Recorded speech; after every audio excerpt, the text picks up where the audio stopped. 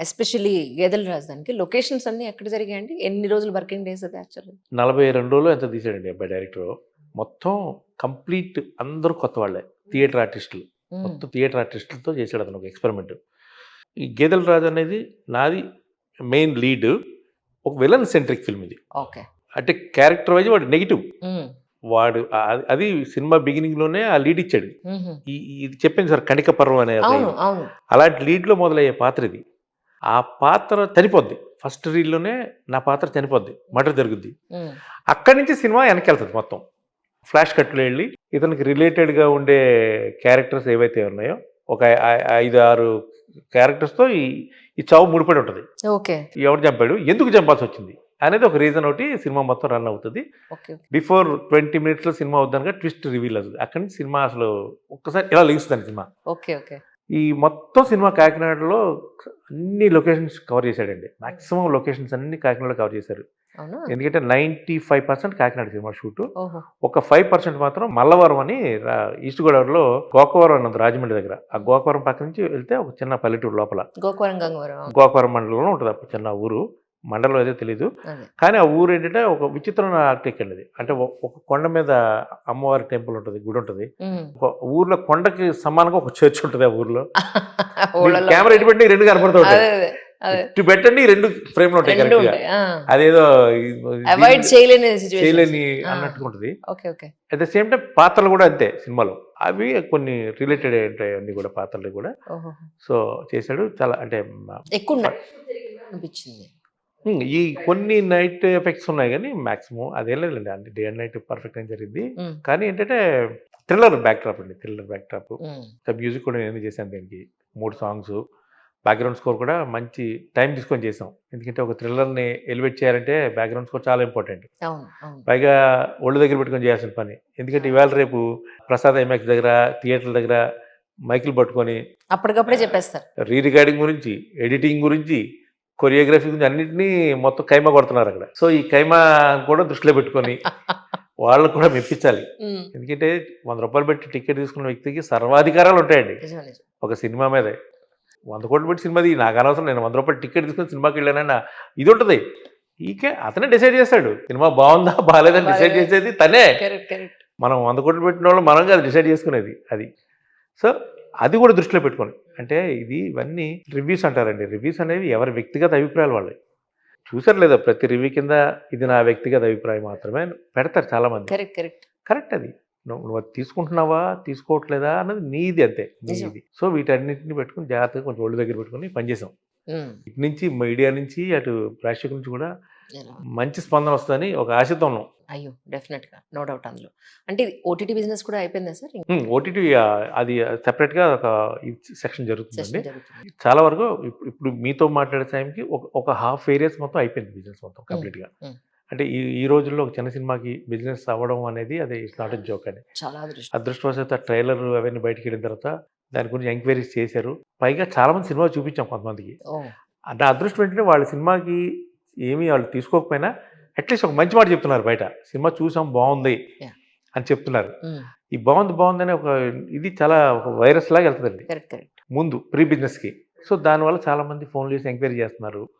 కొంచెం అటు ఇటుగా మనం ఏదైనా కంఫర్టబుల్‌గా ఉంటే తోసేస్తున్నాం కొన్ని చోట్ల బిజినెసు. ఈ సినిమా వల్ల అదే మళ్ళీ కన్నీళ్లు పెట్టుకొని అంటే ఆనందంతో ఆనంద బాష్పాలు కార్చాల్సిందేమో గానీ ఎమోషనల్ అయ్యే సిట్యుయేషన్ రాకుండా ఉండాలని దేవుడిని కోరుకుంటున్నా. అంటే యాస్ ఎ ప్రొడ్యూసర్‌గా అంటే వన్ ఆఫ్ ది ప్రొడ్యూసర్ మీరు దీనికి. అంటే కారణం ఏమిటి యాక్చువల్లీ? ఆ పార్ట్ ఎందుకు తీసుకోవాల్సొచ్చింది? వర్క్ నచ్చానండి. వర్క్ నచ్చే తీసుకున్నాను. నేను అక్కడికెళ్ళినప్పుడు నాకు ఈ ఆలోచన లేదు. హ్మ్. ఎందుకంటే ఆళ్ళు ఆర్టిస్ట్‌గా, మ్యూజిక్ డైరెక్టర్‌గా నేను ఒప్పుకున్న రెమ్యునరేషన్ కూడా చాలా తక్కువ సినిమాకి. కేవలం కథ నచ్చి, ఆ దర్శకుడి యొక్క స్ట్రగుల్ నచ్చి నేను ఈ స్టెప్ తీసుకున్నాను. హ్మ్.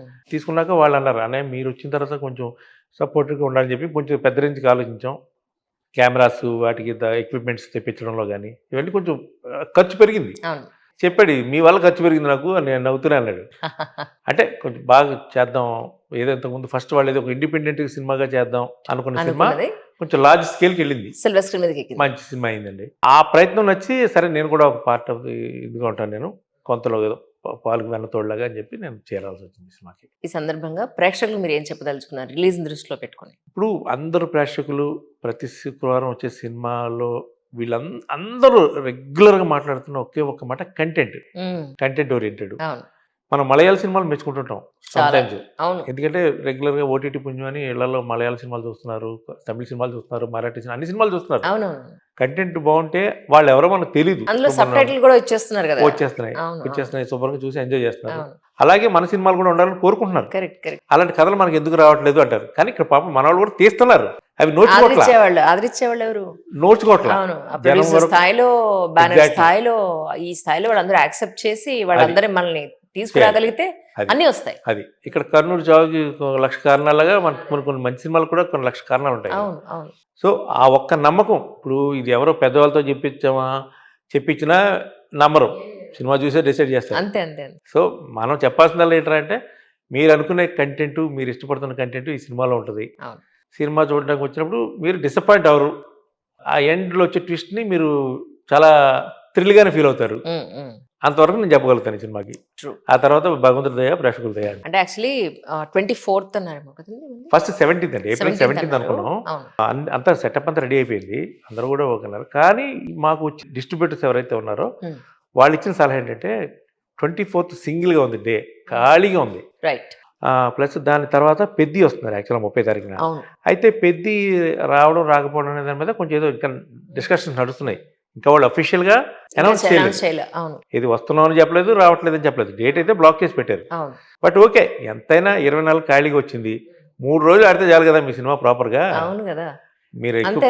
మంచి అని సలహా టాక్ ఇచ్చారు. రావడానికి ఒక్క రోజైనా చాలు సార్. అది బాగుంది అని Friday evening టైం అండి. తీసుకుని మనీ వస్తాడు. ఫ్రైడే ఈవినింగ్కి కనుక సినిమా బాగుంది అంటే మెల్లిగా ఎరుపెక్కడం మొదలవుద్ది. లైట్గా బుక్ మై షో చిన్నగా ఆరెంజ్లోంచి ఎరుపెక్కడం మొదలవుద్ది. సో హోప్ ఏంటంటే ఓకే, జనంకి ఇష్టపడ్డారు. అవును. అండ్ 14th రోజు 9 ఫిల్మ్స్ ఉన్నాయండి, ఇంక్లూడింగ్ రీరిలీజ్ సహా. అవును. పాత సినిమా కూడా 2-3 రిలీజ్ చేస్తున్నారు ఆ రోజు. అవును. ఇదో ప్రాణం మన ప్రాణానికి ఈ రీరిలీజ్లతో ఒక బాధ వచ్చి పడింది ఇప్పుడు. ఎందుకంటే పెద్ద సినిమాలు రీరిలీజ్ చేస్తారు, పెద్ద సినిమా కాదని చెప్పి మంచి థియేటర్స్ అన్ని వాడికి ఇచ్చేస్తారు. పాప చిన్న సినిమా వాళ్ళు అన్యాయం అయిపోతుంటారు. చెప్తున్నా కదా, చిన్న సినిమాలు అన్ని కష్టాలే, బిజినెస్. అవును. అన్ని కష్టాలే. ట్రూ.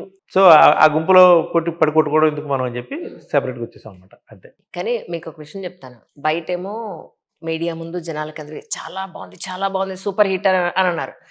అలా అన్నారు కదా అని చెప్పి థియేటర్కి వెళ్తే థియేటర్ మొత్తం ఖాళీగా ఉంది. ఎగ్జాక్ట్లీ, ప్రాక్టికల్గా జరిగేది అది.